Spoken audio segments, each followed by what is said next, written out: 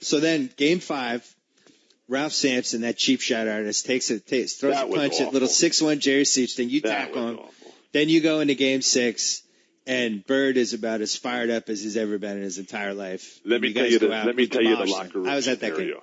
Yeah. I got to tell you this. This was just incredible because the fans, I've never seen anything like this. I was there, by the way. I have been on some incredible teams in some big moments, but the fans, we could not get to the home game. We had to meet at the practice site out in Brookline at Hellenic College, and they bussed us in under police guard for our home game. The fans were surrounding the Boston Garden. We go out there. Larry's out on the court warming up, as he always did before the game. And he comes in, and this is an hour and a half before the game, and he looks around, and we're all on the floor stretching, getting ready, doing our push-ups, slap fighting, playing pepper with the ball and everything. And Larry looks around and says, guys, I was just out on the court. The fans, they are all in their seats right now, and they smell blood. They smell the blood of the Houston Rockets. But I tell you guys, if we don't deliver, they're going to want our blood now. Let's get going. And Larry went out and played his self-admitted greatest game ever. Bill, he was so hot.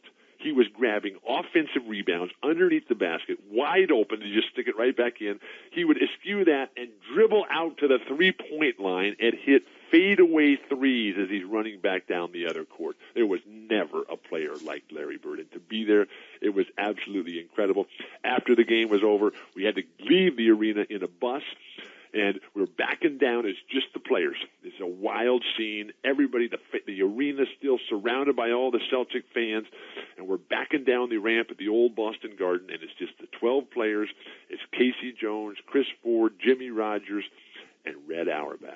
And everybody's talking and laughing and congratulating each other for the championship, and there was a lull, a moment of silence there, just a one breath, and Kevin McHale from the back of the bus with that big booming voice, he yells up to the front of the bus where Rick Carlisle was sitting. Now, Rick and Ralph Sampson had been college teammates at the University of Virginia. Right. And so Kevin yells out to Rick Carlisle, who we called Flip, because his feet are so big, it was flippers. And so he said, Flip, hey, I will never ask you again why you and Ralph never won a championship in Virginia.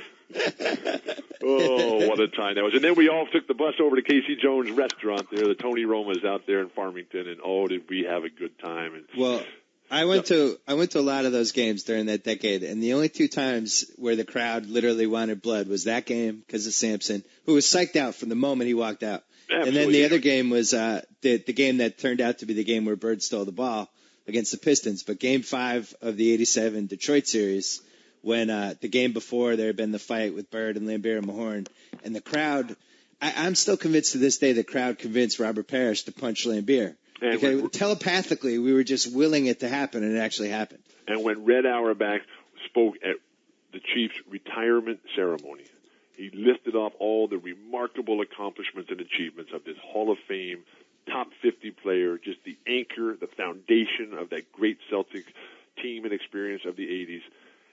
And Red looked over at Robert and said, Robert, we love you dearly, but I do want to tell you that I'm still really, really mad at you. And the crowd goes, oh, man, this is Robert Parrish's retirement number, and Red's telling the world that he's mad at Robert Parrish. What's going on here?